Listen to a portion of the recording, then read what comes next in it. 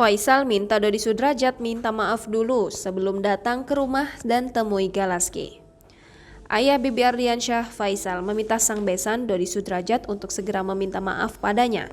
Permintaan maaf tersebut berkaitan dengan ucapan-ucapan yang pernah dilontarkan Dodi pada keluarga Faisal.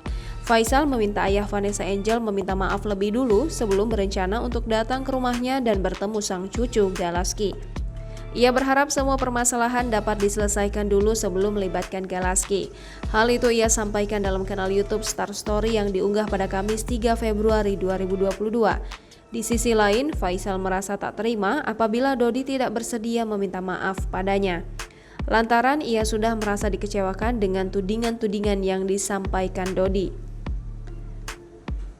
Faisal kini merasa kecewa dan geram dengan sikap Dodi Sudrajat pada keluarganya. Ia merasa direndahkan hingga dipermalukan dengan ucapan Dodi yang belum terbukti kebenarannya itu. Lebih lanjut, ayah Fuji dan Fadli Faisal itu mengaku tidak sanggup apabila terus bertatap muka dengan Dodi. Dijelaskan, Faisal marah dengan banyaknya tudingan dari pihak Dodi kepada anak dan cucunya, mulai dari ucapan yang menyebut Gala bukan cucu kandung Faisal, bahkan diminta tes DNA.